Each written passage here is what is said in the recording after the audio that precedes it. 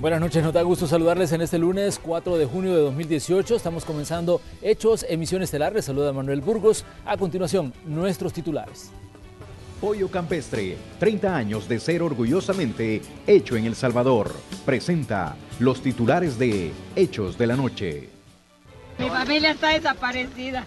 Mande un electrofuego, por favor, para que eche agua por arriba porque se están ardiendo. Mi familia está desaparecida. En Guatemala sigue incrementándose la cifra de fallecidos tras la erupción del volcán de fuego. Los socorristas intensificaron este día las labores de búsqueda de sobrevivientes. Traemos informes en vivo desde la vecina nación. El ex jefe del extinto Grupo de Reacción Policial figura entre los detenidos por el caso de la agente Carla Ayala. Aquí en la Fiscalía da por muerta sin haber localizado su cadáver. Hoy fue presentado el requerimiento en contra de los sospechosos. Tenemos noticias para los salvadoreños en el exterior que quieren participar en los comicios presidenciales de 2019. El Tribunal Supremo Electoral ha dado detalles del proceso que deben seguir. El país estaría al borde de enfrentar una epidemia por la fiebre tifoidea. Esa es la advertencia de médicos que incluso denuncian la falta de acciones de las autoridades de salud. Sobre este tema conversaremos con las autoridades precisamente de salud. Un nuevo golpe a la economía salvadoreña. Desde mañana los combustibles estarán más caros. Esto como resultado de una escalada de precios que ha llevado a incrementos por 10ª ocasión consecutiva. Comenzamos con las informaciones. La Fiscalía General de la República presentó en el Juzgado Octavo de Paz el requerimiento en contra de 11 implicados en el caso de la desaparición de la agente Carla Ayala. Entre ellos se encuentra el jefe del extinto Grupo de Reacción Policial, Julio César Flores. Al juzgado se presentaron 6 de los acusados, 3 más están ausentes y 2 fueron intimados. La audiencia inicial está programada para el próximo jueves 7 de junio a las 10 de la mañana. Son 11 por todo, ¿verdad? Entre ellos hay 3 que están todavía ausentes. Entre ellos está el subinspector Pablo Antonio Estrada Villalobos y también están los señores Carlos Humberto Flores Fernández y Edwin Isaac Esquivel Chávez. Son problemas administrativos que ellos tienen allá, pero se va a arreglar cuando nosotros solicitemos la detención de ellos. En cumplimiento de deberes también está feminicidio agravado, comisión por omisión, de conformidad al artículo 20 del Código Penal. Y tanto la Policía Nacional Civil como la Fiscalía General de la República revelaron detalles sobre las acusaciones que pesan sobre estas personas, entre otros aspectos que parecen dar una luz en este caso. Las investigaciones de los 11 involucrados en el asesinato de la agente Carla Ayala, 7 son policías y 3 civiles. El ex jefe del GRP, Julio César Flores, además de otros 2 agentes, acusados del incumplimiento de deberes, al haber dejado escapar a los supuestos responsables. 3 agentes que habrían participado en el feminicidio, entre ellos Pablo Antonio Estrada, quien se encuentra detenido en Estados Unidos. Además de 3 civiles señalados de encubrimiento y cómplices no necesarios. A esta lista se agrega Juan José Castillo, alias Samurai, quien habría disparado en contra de la agente, pero aún permanece prófugo. Las circunstancias, como lo dijo la licenciada Chavarría, que se dieron ese día en ese lugar de esa fiesta, motivaron, digamos, la agresión sobre ella. Eso es lo que en este momento estamos manejando, pero la investigación continúa. Según las autoridades, cuentan con abundante prueba testimonial y científica para demostrar la participación de estas personas en el feminicidio agravado de Carla Ayala. Determinar que la sangre encontrada en algunos lugares claves como el teléfono celular es sangre humana.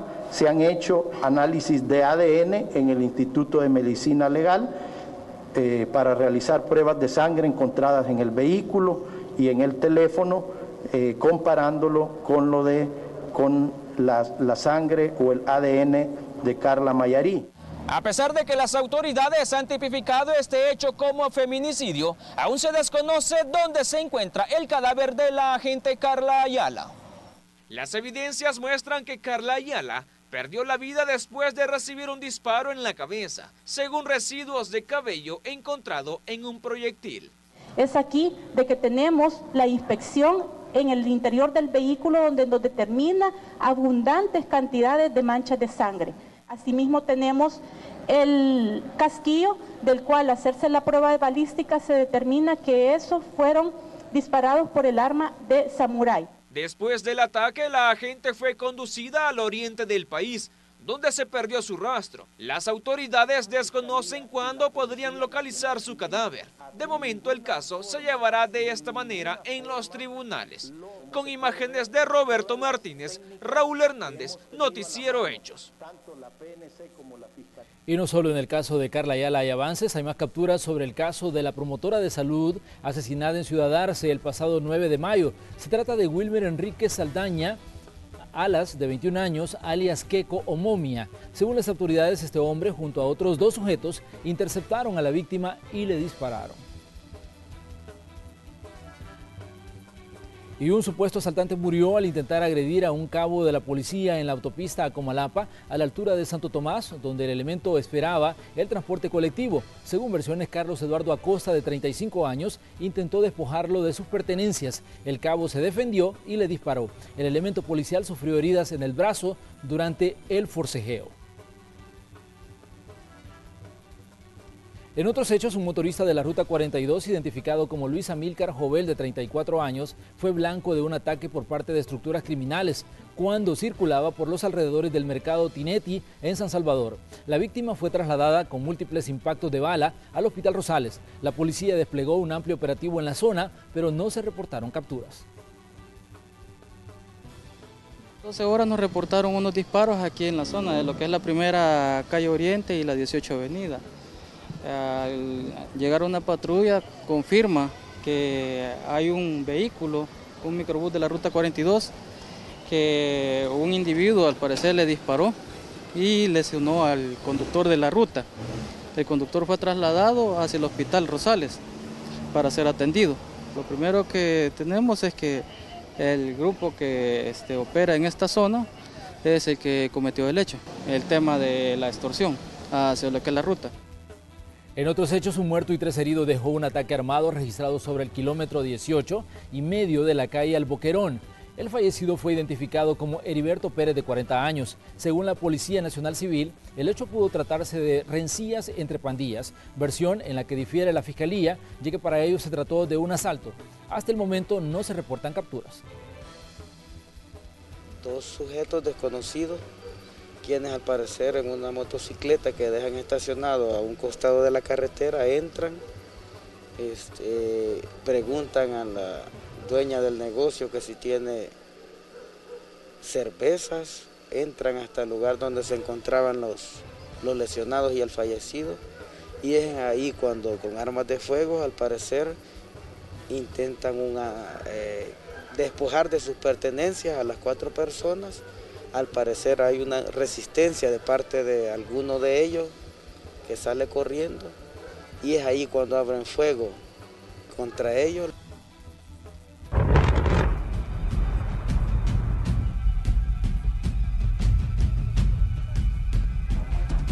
Y esta noche de lunes tenemos datos actualizados sobre la situación que se vive en la vecina Guatemala luego de la erupción del volcán de fuego. La cifra de fallecidos asciende a 65, pero este es un dato que lamentablemente va cambiando a medida van pasando las horas. Al menos 3.271 personas han sido evacuadas, 1.877 fueron albergados y más de 1.702.000 han resultado afectadas por la erupción de este coloso. Pero para conocer más detalles al respecto, vamos en vivo con Luis García, periodista de la red de noticias Salvavisión. Él se encuentra en Guatemala. Luis, un gusto saludarte. ¿Qué datos tienes a esta hora? Gracias, amigos de la red de noticias Salvavisión, y es que tenemos información de primera mano que se genera acá en la ciudad de Guatemala luego de la tragedia que se protagonizara por parte del volcán de fuego en nuestro país, ya que al filo de las 13 horas de este domingo generó una gran explosión, pero fue hasta las 15 horas cuando esto se catalogó como una tragedia. Al momento suman ya más de 60 víctimas mortales, las cuales sufrieron por encontrarse en comunidades cercanas en las faldas del volcán de fuego, esto en los departamentos de Escuintla, Chimaltenango y Zacatepeques. El Poder Ejecutivo ha catalogado esto como una emergencia nacional, decretando estado de calamidad en estos departamentos, así como 3 días de duelo. En el lugar se encuentran todavía socorristas de la Coordinadora Nacional para la Reducción de Desastres, CONRED, pues quien es el que coordina a todos los entes que se encuentran en ese lugar tratando de rescatar los cuerpos que aún se encuentran entre los escombros y bajo la ceniza que cubrió varias de las comunidades en esa región al sur de nuestro país, acá en Guatemala. El presidente de la República llegó al filo del mediodía a esas comunidades, al filo del mediodía de este lunes, para poder verificar de primera mano lo que ahí ocurría, y pues fue entonces cuando se toma la decisión de decretar el estado de calamidad. Las banderas en nuestro país pues están a media asta, ya que los guatemaltecos seguimos consternados por esta tragedia, un fenómeno natural que ha tomado por sorpresa al pueblo de Guatemala. Ya diversos países de la comunidad internacional han mostrado su solidaridad y empiezan ya a enviar ayuda en especie y logística para poder continuar con el rescate de esas víctimas que quedaron soterradas por este fenómeno natural. El volcán de fuego ha mostrado su furia al país de Guatemala. Con esta información retornamos al set principal. Gracias, Luis, por actualizarnos los datos desde Guatemala. Pero ¿cuáles son los departamentos más afectados? Hablamos de Chimaltenango, Zacatepeques y Escuintla. Estos son los lugares que han sido afectados por la erupción del volcán de fuego. Les recordamos que la cifra de fallecidos comenzó en 7, luego pasó a 25, luego se dijo 40 y el último dato que se nos ha proporcionado indica que son 65. Y lastimosamente las autoridades de rescate de Guatemala no dan por cerrada esta cifra. Dicen que esto puede cambiar en cualquier momento a medida vayan avanzando las labores de rescate allá en Guatemala. Bueno, y estas son las imágenes que ha dejado la emergencia registrada en este país, daños en infraestructura, vías y el arduo trabajo que siguen realizando los cuerpos de socorro con el fin de salvar vidas en medio de esta tragedia. Y El Salvador se une para apoyar a los guatemaltecos afectados por la erupción del volcán de fuego. Por ello se habilitó el Centro Internacional de Ferias y Convenciones, el CIFCO, como centro de acopio las 24 horas del día durante esta semana. Si usted desea ayudar, lo puede hacer llevando artículos de primera necesidad y artículos de higiene personal. Otro centro de acopio está ubicado en la Universidad de El Salvador. Bueno, y pese a que el aeropuerto de La Aurora en Guatemala ya está habilitado después de la erupción del volcán de fuego, las aerolíneas todavía toman sus precauciones para aterrizar en suelo guatemalteco. Por eso El Salvador pone a disposición las 2 terminales aéreas, el aeropuerto Monseñor Óscar Arnulfo Romero y el de Ilopango. Están disponibles para las aeronaves que decidan aterrizar por cuestiones de seguridad en suelo salvadoreño. El puerto de Aurora está ya aperturado, pero desde luego cada una de las aerolíneas hace sus inspecciones técnicas, porque es a riesgo de cada una de las aerolíneas lo que sucede, y todavía algunas están esperando hasta por la tarde el poder realizar algunos de sus vuelos. Quisiera expresarle que para un monto aproximado diario de pasajeros que entran al país para luego dirigirse a Guatemala anda aproximadamente de 400 pasajeros. Y aquí en El Salvador no se esperan mayores afectaciones por la erupción del volcán de fuego en Guatemala. Las autoridades descartan una reacción en cadena, pero hablan de las similitudes con los volcanes del territorio nacional que están activos. La periodista Crisia Recinos nos trae este informe. Con la segunda erupción del volcán de fuego en Guatemala, reportada en lo que va del año, surgen muchas preguntas, y una de las más frecuentes para las autoridades del Ministerio de Medio Ambiente en El Salvador es si existe conexión entre los colosos de la región, y específicamente si hay posibilidad de que tal situación detone la erupción en uno de los 6 volcanes activos del territorio salvadoreño. Esto no es un detonante para un volcán nuestro. No hay forma de que esta erupción haya activado o sea un detonante de una erupción en cualquiera de los volcanes de este país. Pero la pregunta no es descabellada. Las similitudes entre volcanes son muchas según los especialistas. Este tipo de explosiones como las que hemos tenido o por ejemplo el tipo de flujos que han salido de esto, los flujos piroclásticos, sí podría haber un comportamiento similar. En Guatemala son 3 los volcanes activos que tienen la característica de erupcionar generando una nube piroclástica, situación que ha ocurrido en El Salvador con los volcanes Lamatepec en Santa Ana y Chaparrastique en San Miguel. Si algo dejan claro las autoridades es que un volcán no avisa. Un volcán media vez va a hacer erupción, lo va a hacer. De nosotros depende estar cerca y estar preparados para poder salvaguardar la vida. Y hay que estar preparados. Por el momento, a causa de la erupción del volcán de fuego en Guatemala, en Santa Ana solo se registró polvo fino producto de la ceniza, pero este fue imperceptible para la población de acuerdo al Ministerio de Medio Ambiente. Con imágenes de Juan Castellanos, informó para Noticiero Hechos, Crisia Recinos. Pero hagamos un breve repaso histórico de la actividad de algunos volcanes que hay en el territorio salvadoreño y muchos de estos continúan activos. En El Salvador existe una cadena volcánica joven, ubicada paralelamente a la costa pacífica, la cual forma parte del Cinturón de Fuego. Existen evidencias históricas de grandes erupciones que han ocurrido en el territorio salvadoreño. Por ejemplo, en Ilopango, una mega erupción fue producida por la caldera del lago hace más de 1500 años. El catastrófico fenómeno habría destruido todo el entorno en un rango de 100 kilómetros, según datos históricos. Un estudio publicado por investigadores de la Universidad de Bristol destacó que hay magma acumulado en la profundidad a 6 kilómetros por debajo de la caldera y revela que es uno de los volcanes con mayor potencial eruptivo. También algunos de los registros históricos documentados está la erupción del volcán de San Salvador, ocurrido un 7 de junio de 1917, hace 101 años. Previo a la erupción se registraron varios temblores, especialmente en la capital, que causó daños en personas, viviendas y edificios de la época. Otro de los casos que aún tiene fresca en la memoria la población salvadoreña es la erupción del volcán de Santa Ana o Ilamatepec. La mañana del 1 de octubre del año 2005, fue cerca de las 8 de la mañana que el volcán lanzó gases, cenizas y rocas volcánicas que cayeron a 2,5 kilómetros de distancia y además del lodo caliente que llegó hasta el lago de Coatepeque. Otro de los volcanes con actividad reciente es el de San Miguel o Chaparrastique, que tuvo su erupción principal el 29 de diciembre del año 2013. Ha continuado emitiendo gases y cenizas, afectando principalmente el lado suroeste de este departamento. La más reciente erupción de cenizas fue el 13 de enero del 2016 y aún se mantiene en actividad. Lo evidente es que nos encontramos en una zona volcánica, donde el 90% del territorio está conformado por material de este origen.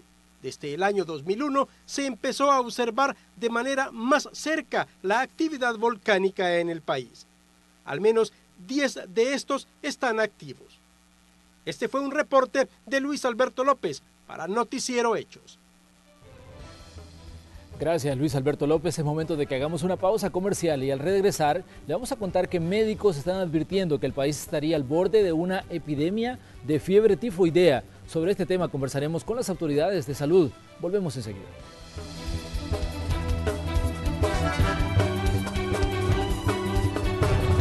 Indicios de que la situación se puede haber salido de control. Durante el mes de mayo en el médico quirúrgico del ISSSTE se obtuvieron 65 aislamientos en sangre de Salmonella Typhi, lo que significa un promedio de 2.5 casos diarios. Sostienen que en mayo del año pasado solo se atendieron 14 casos de fiebre tifoidea en ese nosocomio. La tifoidea provoca también dolores de cabeza y abdominal, además de diarrea.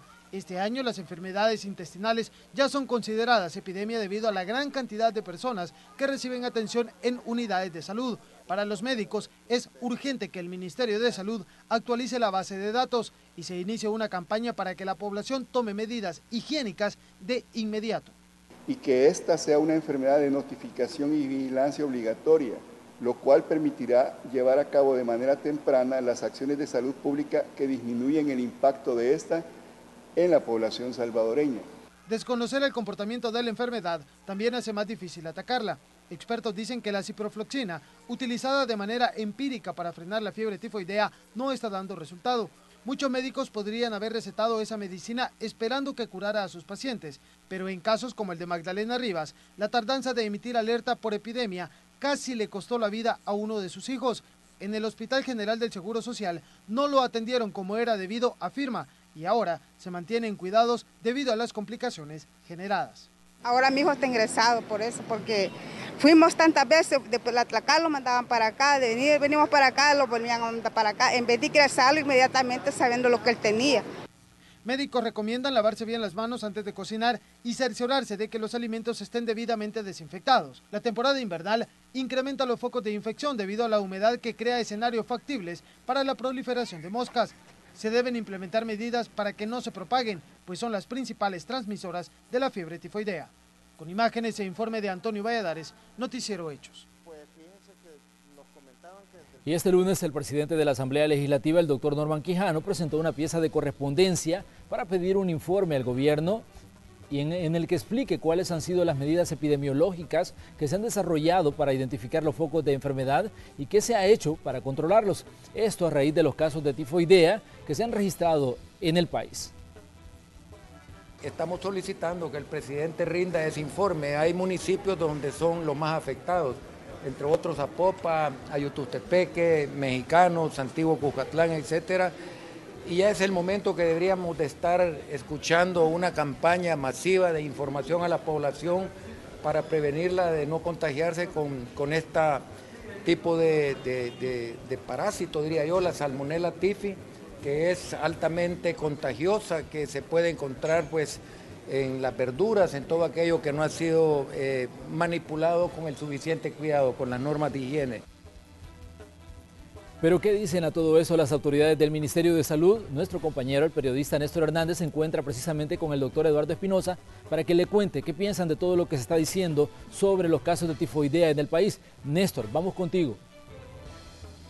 Gracias, Manuel. Muy buenas noches. Estamos en el despacho del viceministro de Políticas de Salud, Eduardo Espinosa, y él nos va a comentar un poco acerca de cuál es la reacción de las autoridades, porque se habla mucho que no se han dado las cifras, las estadísticas exactas de los casos de esta fiebre tifoidea. Estamos hablando ya de cerca del doble de los casos del año anterior, según lo que me estaba comentando hace algunos minutos. Si nos pudiera confirmar esa cifra. Buenas noches. Efectivamente, Néstor, muchas gracias. Un saludo a los televidentes de Canal 12 ante todo. Quiero decir que no es nuestra costumbre, no lo hacemos. No lo hemos hecho nunca de esconder información a la población. Toda la información que recolectamos a través de nuestro sistema de vigilancia está a disposición del público y puede ser consultada en nuestros archivos que están todos en línea. Tenemos premios de la transparencia del Instituto de Acceso a la Información en este sentido. Y hoy no es tampoco una excepción.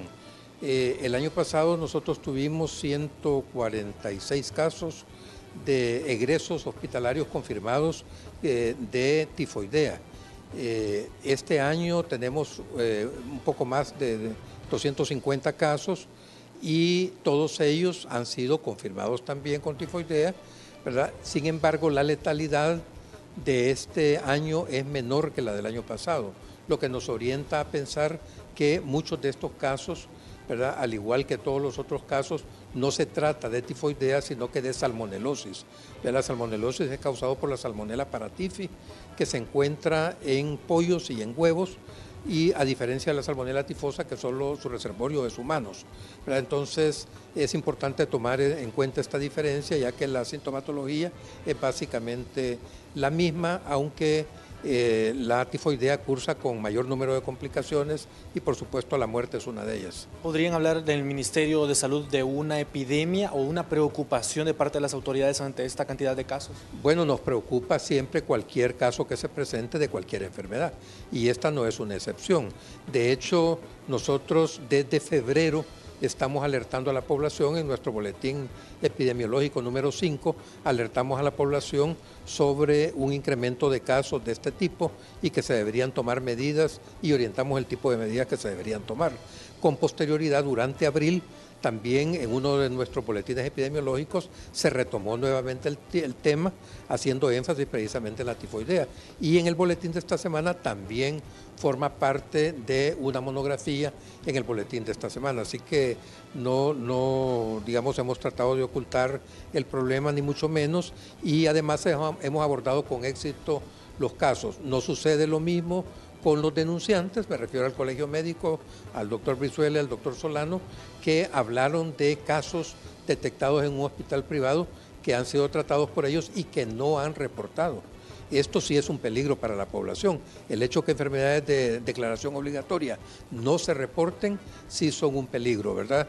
Y esto también, dada digamos, el nivel de ingreso de sus pacientes, demuestra que la tifoidea, que por lo general es una enfermedad en pacientes de bajos ingresos, en este caso se está tocando, digamos, pacientes que tienen acceso y que compran sus alimentos no en la tiendona o en mercados públicos, sino que en supermercados. Entonces deben de tener mucho cuidado con la cocción de los alimentos, porque seguramente es Salmonella paratifi, que se encuentra en pollos y huevos, y deben cocer muy bien sus alimentos. Pero no estaría de momento declarándose como una epidemia en este caso. No es necesario, porque de acuerdo al número de casos esperados y a nuestro corredor epidemiológico, no estamos ante una de estas situaciones. Además, la casuística ha sido bastante irregular y no podemos hablar de una concentración de casos en un determinado lugar. Entonces, no estamos pensando en declarar una epidemia. Vamos a continuar vigilando y si es necesario lo haremos, pero por el momento eso no es una opción. Por último, las recomendaciones para la población para evitar más casos de fiebre tifoidea. Bueno, tienen que ver fundamentalmente con la manipulación de los alimentos.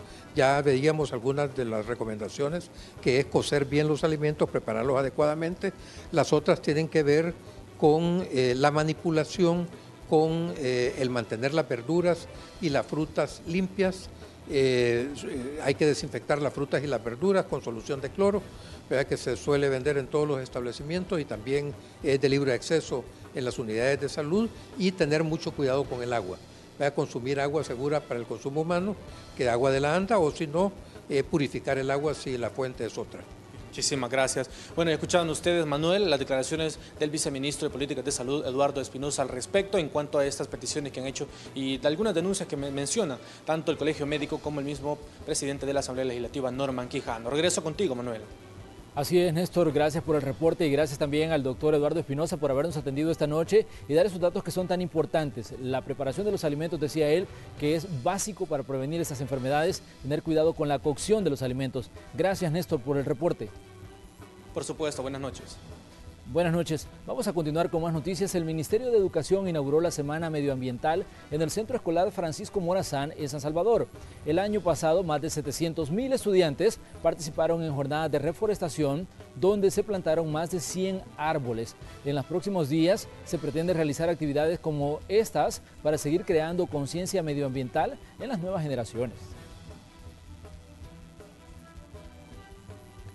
Con 35 solicitudes completas y 83 en proceso de trámite para empadronarse, así arrancó el proceso del Tribunal Supremo Electoral, que ya estableció del 1 de junio hasta el 6 de septiembre para que los salvadoreños en el exterior puedan solicitar su inclusión y participar en las próximas elecciones presidenciales de 2019. Son alrededor de 300.000 salvadoreños alrededor del mundo que cumplen con los requisitos para hacer efectivo este derecho, que puede hacerse en la página web del tribunal o en los consulados respectivos. Según los magistrados, solo pueden optar quienes tengan documento único de identidad con residencia en el exterior.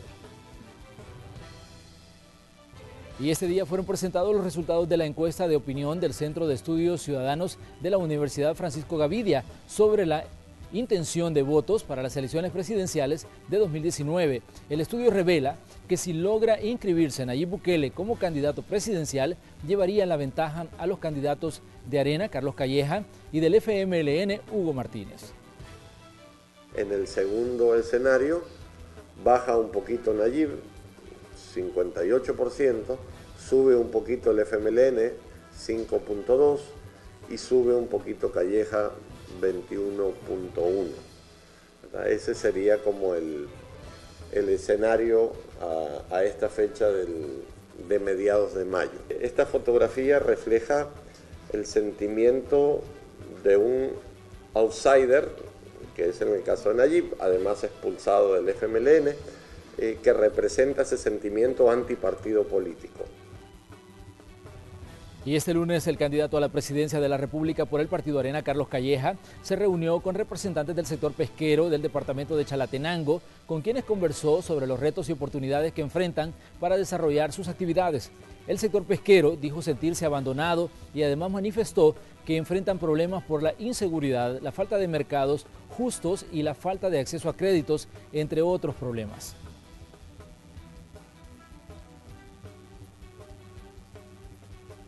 Y Sigfrido Reyes, quien actualmente funge como presidente de Proesa y embajador en misión especial para promoción de exportaciones e inversiones de El Salvador, reaccionó al proceso que sigue la Corte Suprema de Justicia por supuestas irregularidades en su declaración de patrimonio a la sección de probidad, señalando a los magistrados de la Sala de lo Constitucional de persecución política en su contra. Hace 4 meses incluso pidió que estos magistrados sean separados del caso. Métodos que no tienen ninguna base científica ni legal para poder indagar a una persona. Por esa razón es que yo hoy alertaba de que estas 4 personas tienen que ser apartadas, porque no son jueces imparciales, son personas con tremendos prejuicios y podría yo decir incluso llenos de un gran rencor personal, porque soy una de las pocas personas que abiertamente les he dicho cómo han violentado la Constitución y las leyes de la República. De acuerdo a informaciones policiales, el expresentador Jorge Hernández se encontraría gozando de arresto domiciliario por problemas de salud. Hernández está procesado por el delito de lavado de dinero relacionado con el expresidente de la República, Elías Antonio Saca. El fiscal general de la República, Douglas Meléndez, se negó a hablar sobre el tema, argumentando que el caso tiene reserva. No puedo ahondar o contestar esa pregunta. Precisamente este día hubo una comunicación con el juzgado noveno de instrucción, donde hay un recordatorio que ese proceso tiene reserva, ¿verdad? Y no puedo ahondar yo en ese tema. No puedo ahondar lamentablemente, pero alrededor de ese caso, pues estamos trabajando, ¿verdad?, en estos actos de corrupción. Así es que no puedo contestarle. Tenemos más noticias en un resumen. El director general de Centros Penales, Marco Tulio Lima, asegura que debido a los recientes ataques contra empleados de la institución, se han reforzado las medidas de protección. Entre estas medidas está escoltar las unidades donde se traslada a los trabajadores y se les capacita en técnicas de defensa personal. Sin dar una cifra exacta, el viceministro de Educación, Francisco Castaneda, prevé que la deserción escolar cerrará con menos del 2% respecto al año anterior, que cerró con más de 12.000 estudiantes que abandonaron las escuelas. El Sindicato de Trabajadores de la Asamblea Legislativa tachó de populista la declaración del presidente del Parlamento, Norman Quijano, sobre la reducción de personal en las sedes departamentales. Aseguran que esta medida eliminaría los servicios públicos a nivel nacional.